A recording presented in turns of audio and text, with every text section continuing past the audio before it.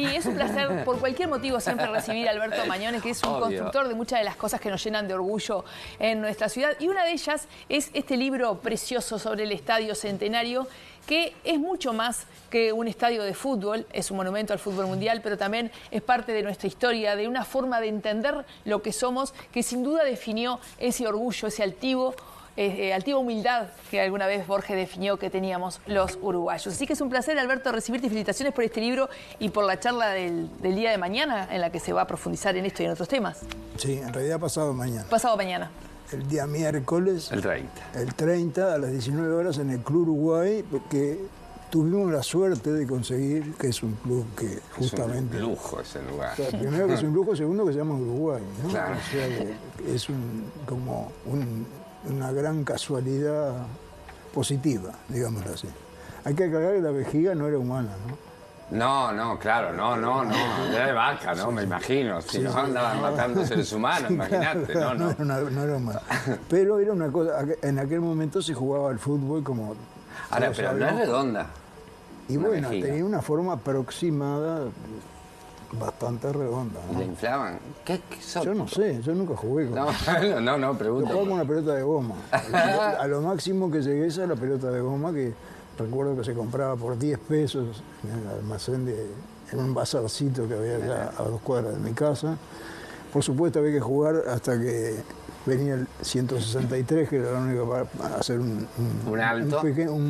Un mid-tempo ahí y esperar que pasara el único, o el camión de Conaprole, que era otro obstructor, y esperar que pasara y después continuar el partido. Pero son cosas de la infancia que uno recuerda.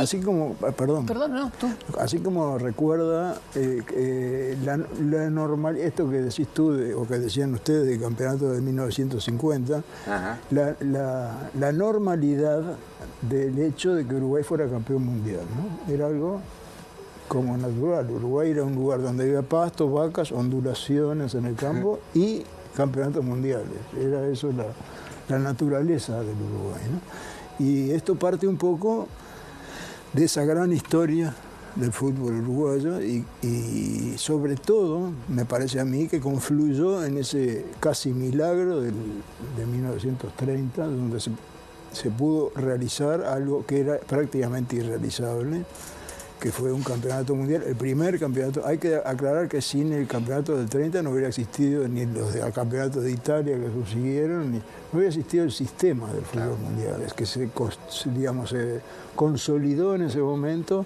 a partir de esfuerzos de muchos actores, ¿no? Entre ellos, obviamente, la FIFA, que se había fundado en 1904 y que pretendía llevar adelante un mundial de fútbol independiente de los Juegos Olímpicos. Con mucho viento en contra también, ¿no?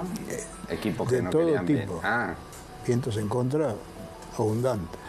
Pero también hubo una gran voluntad del país de hacer eso, ¿no? O sea, porque hay muchas anécdotas y historias referentes a esto. Contá lo que quieras. Sabés que yo, más allá de contar las historias, que elijas alguna, a mí me parece que el Estadio Centenario está reflejado en este hermoso libro que recomiendo pero con mucha fuerza, porque es hermoso de leer, es un relato, no es un libro histórico, no es exhaustivo, no va a cada una de las cosas, pero sí representa primero esa convicción de ese momento de Uruguay, ese momento en el que nosotros éramos los campeones del mundo, en más de un sentido, ¿no? Y este templo laico, como está definido en el prólogo por Caetano, tiene mucho de simbólico, por eso de que representa lo que nosotros sentíamos que en ese momento éramos a todo nivel. Se organizó pagando todos los gastos. Uruguay era una potencia desde su lugar, una potencia, eso de la Suiza de América estaba también en nosotros, en cada uno. Y los que no lo vivimos, el ver este gigante de cemento y conocer su historia y la cantidad de fuerzas de manos de otros países que colaboraron en su construcción y todo, creo que es un gran mensaje de mirar hacia el futuro, pero potenciar también hacia el hoy. Sí, y de buscar también, yo te diría que me voy a salir del tema futbolístico un poco. Sí, por supuesto. Pero que el Uruguay venía de un siglo tremendo, ¿no? Porque había habido todo tipo de conflictos, incluso la última guerra había sido en 1904, ¿no? La última guerra civil. Y yo creo, de alguna manera, que nosotros estamos necesitando, por eso lo que me decías tú antes del Uruguay hacia el futuro, ¿no? Porque yo creo que tenemos una gran incógnita sobre el futuro del Uruguay, qué es lo que, para dónde tenemos que ir para poder reconstituirnos después de una historia compleja de la segunda mitad del siglo pasado. Y pienso que una voluntad para un uruguayo, la identificación máxima es el fútbol, ¿no es cierto? Donde todos los uruguayos nos ponemos la celeste y nos olvidamos de las diferencias. Sin duda. Y ahora se ha aclarado mucho el panorama con respecto a lo que va a pasar en 2030. Al Uruguay se le ha asignado el primer partido del Mundial. Nosotros, bueno, primero tengo que nombrar a Mario Romano, coautor de este libro, sin el cual sería imposible, ¿no? Haberlo hecho, porque él era director del Estadio Centenario durante 20 años. Tuve acceso a un material privilegiado sobre todo lo que fue la construcción del estadio, y a la parte histórica también, bueno, quiénes fueron los dirigentes que impulsaron eso. Hubo personas absolutamente únicas que empujaron y que consiguieron que Uruguay obtuviera, digamos, la designación como sede del Campeonato Mundial 1930. Sería, la verdad, muy largo y exhaustivo, pero hay algunas anécdotas que te quería contar. Por ejemplo, fue una aventura, ¿no? Una epopeya, porque faltando 2 meses para el Mundial ya estaba prácticamente terminando la construcción del estadio. Todavía no venía ningún país europeo a Uruguay.